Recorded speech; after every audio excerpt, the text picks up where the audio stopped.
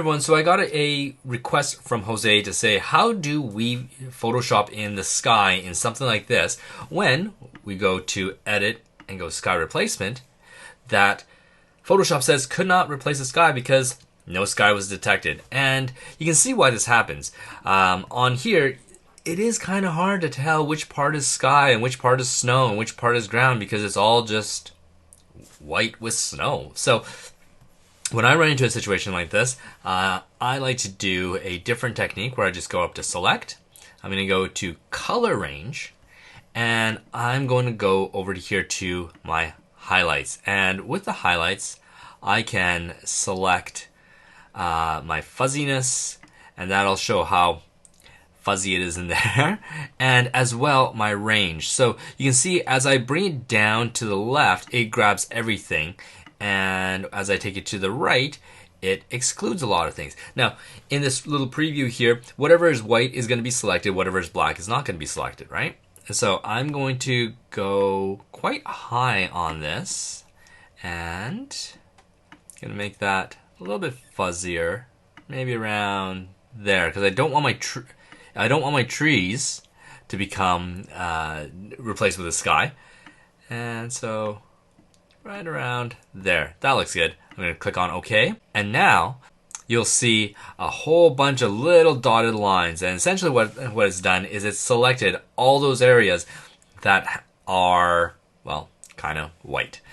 Next, I'm going to go Command Shift N to create a new layer. And in here, I'm going to call this layer Sky. All right.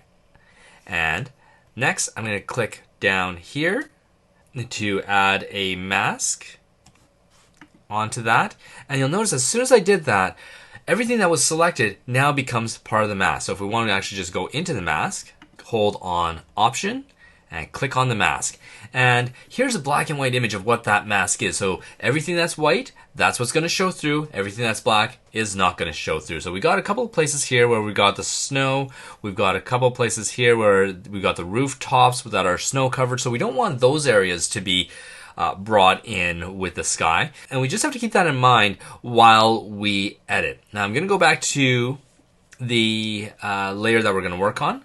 I'm going to go over to the lower left here, and I'm going to click on my foreground color, and I'm going to try and find a sky color that's going to look good with this. And I think a little bit bluer, but a little bit lighter, right around there. Okay. I'm going to click on B for my brush. I'm going to make it quite big, and I'm just going to go over the top and start coloring it in. All right. Now, there you go. We've got a blue sky now, but as well, we're also leaking into a bit of the rooftop there. So I'm going to go back to my mask and click on the mask side. I'm going to click on B. I'm going to take my brush down and click on X so that black is my foreground color. And I'm going to just pull back some of those areas where we shouldn't have that blue sky coming through, like on the rooftops and where the snow is. And there you go. So that is how we have just brought in the blue sky into a image where it's a little bit harder to select the sky. Now, this works. However, you're probably looking at it thinking, well, it's kind of a boring blue sky, and I've already used the blue sky or the sky replacement in this image, and I like the sky from here. Well, how can I take this and put it over here? The answer is simple. We just copy it over.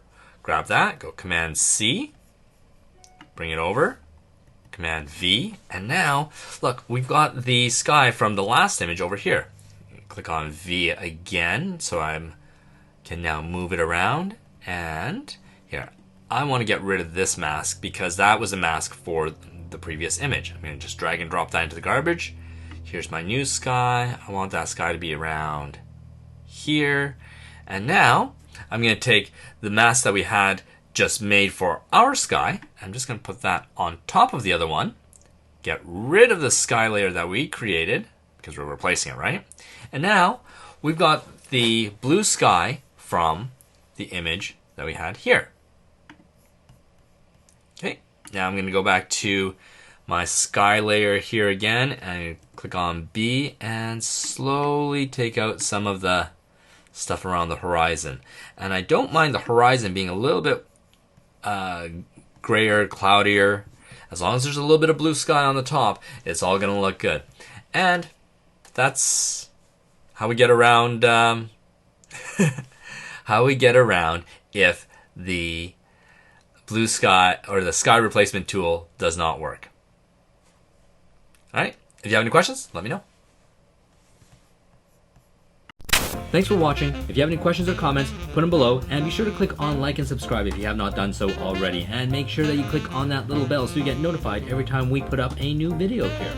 And if you want to follow me on Instagram or Facebook, I can be found at Rob Moroto. And for those of you who want some more advanced techniques on Photoshop, some free presets and actions, join us on patreon.com/Rob Moroto. That really helps me out, helps me fund all of this and keep on putting on some free content onto these platforms. So please do join me there. That's patreon.com/Rob Moroto. And until next time, take care and have fun shooting.